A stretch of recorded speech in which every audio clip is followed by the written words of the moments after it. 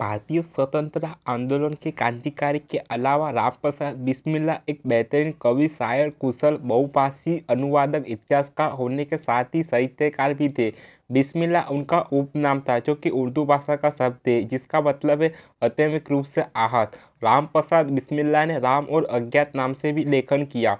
स्वतंत्रता सेनानी राम प्रसाद बिस्मिल्ला का जन्म 11 जून 1897 को उत्तर प्रदेश के शाहजहाँपुर में हुआ था। उनके पिता का नाम मुरलीधर और माता का नाम मुलामती था। उनके पिता एक राम भक्त थे, जिसके कारण उनका नाम राह से राम प्रसाद रखा दिया गया। बिस्मिल्ला की जन्म कुंडली को देखकर ज्योतिष ने यह भविष्यवाणी की थी कि यद्यपि संभावना बहुत कम है, किंतु यदि इस बालक का जीवन किसी प्रकार बचा रहा तो इसे चक्रवर्ती सम्राट बनने से दुनिया का कोई भी ताकत रोक नहीं पाएगी।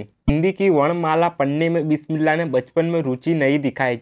जिलने के बाद उनकी शुरुआती शिक्षा उर्दू में प्रारंभ की गई। मिडिल स्कूल की परीक्षा में अनुत्तीर्ण होने के बाद उन्होंने अंग्रेजी पढ़ना शुरू किया। इसके साथ ही अपने एक पुजारी पड़ोसी द्वारा उन्हें पूजा विधि का ज्ञान प्राप्त हुआ और उनकी विद्वता का प्रभाव भी बिस्मिल्ला के व्यक्ति पर पड़ा। उन्होंने अपने जीवन में ब्रह्मचर्य का पालन किया और यवम आदि को अपनाकर बुरी लतों को त्याग दिया। इसके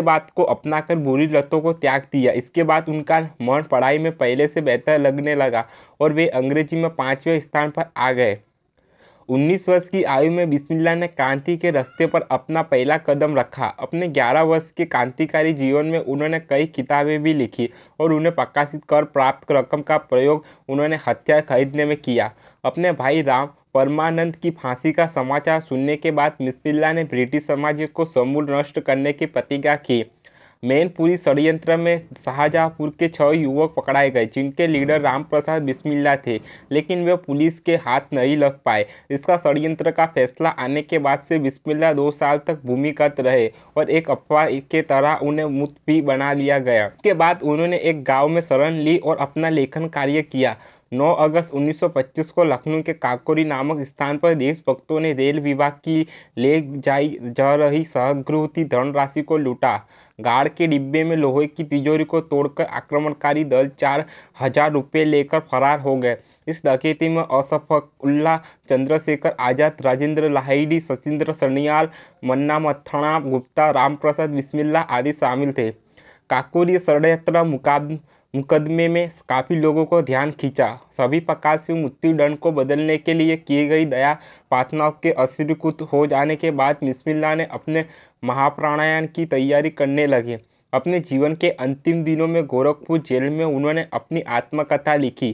फांसी के तख्ते पर झूलने के 3 दिन पहले तक वह इसे लिखते रहे। इस विषय में उन्होंने स्वयं लिखा है। आज 16 दिसंबर 1927 को निम्नलिखित पंक्तियों का उल्लेख कर रहा हूँ, जबकि 19 दिसंबर 1927 सोमवार को 6:30 बजे प्रातःकाल इस शरीर को फांसी पर लटका देने की तिथि निश्चित हो चुकी है। एतव नियम सीमा पर इहली सवरण करनी होगी।